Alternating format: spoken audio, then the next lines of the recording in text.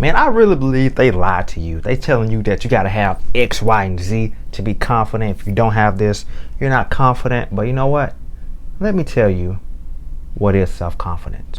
If you ask somebody what is self-confidence, there's a good chance somebody will say it's a skill, something you learn, something you're born with. What it all boils down to at the end of the day, it's a state of mind.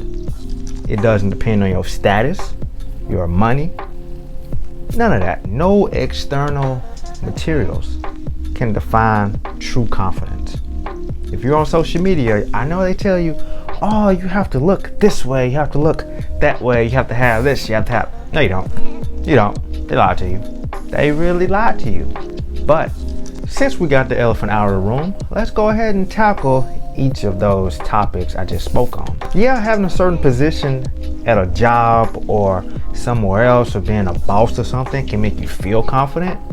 But at the end of the day, are you still going to be confident if that job is taken away, if that position is taken away? When it all boils down to the bare bone, minimal to bone dust, confidence is a state of mind. I know some may say, oh, it's not a state of mind. It's a skill. It's a skill that you learn. No, it's not. If somebody tells you confidence is a skill, let me break that for you. Explain it for you. If confidence was a skill, it can't be taken away. Meaning, if you learn how to be confident, you will never in your life ever not be confident anymore, right? Similar to if you learn how to bake a cake. If you learn how to bake a cake, I can't take those baking skills away from you once you've learned it. But if I was an evil person and I knew your deepest, darkest insecurity, I could destroy your entire confidence. I could destroy it down to the bone and make a person insecure.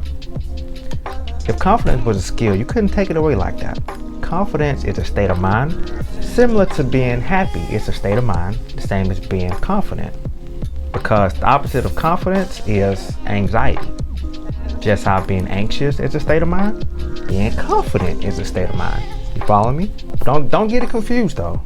Having self-confidence and being confident in your ability to do something, two different things. I'm talking about confident in the person that you see in the mirror every time you look in the mirror. And if you're somebody that feels like you're not really confident or feel like you're as confident and don't know how to be confident, here's a quick trick you can use to be confident easily. The trick to being confident is to let go and not worry. And by that, I mean not worry about people's opinions, not worry about judgment, be okay with who you are, be comfortable in your own skin. And it takes time. If somebody tells you that you can do it in a day and be good for the rest of your life, they're lying. It's a process. Just like everything else, anything worth it is a process. Day by day, practice over and over and over. And over time, it becomes second nature. And after that, you're like, wow. Doors open up, windows open up, everything opens up. And you get to become that new person. You're like, you get to look back and be like, wow.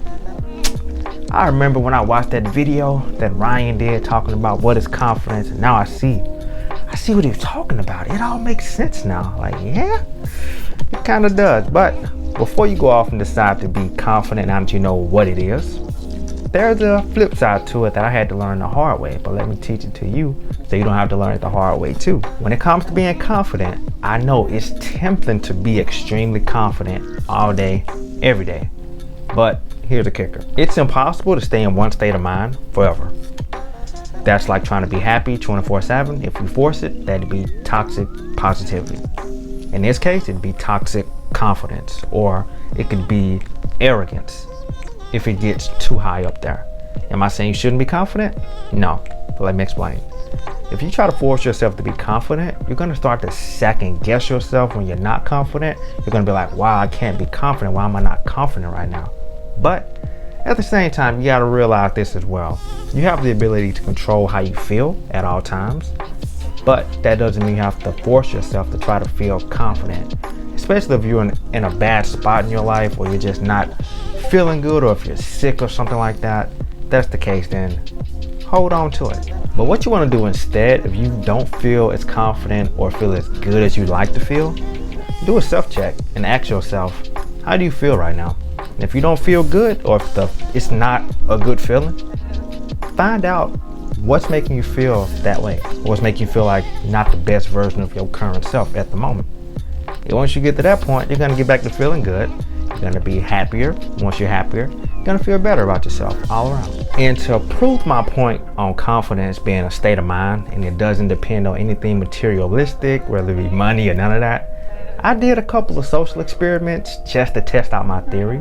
And these experiments involve brushing my teeth with turmeric and not cleaning it so my teeth could look orange. I didn't get a haircut for about 3 months, just so I could have no hairline. I let my face get acneed up. Not real bad, but to the point to where it looked not taken care of. I wore old clothes.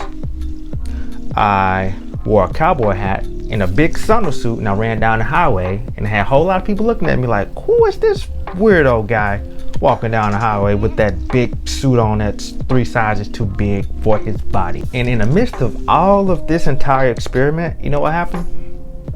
I didn't feel bad. I felt great because you know why? I let go of people's opinions. I let go of judgment. I know who I am down to my core.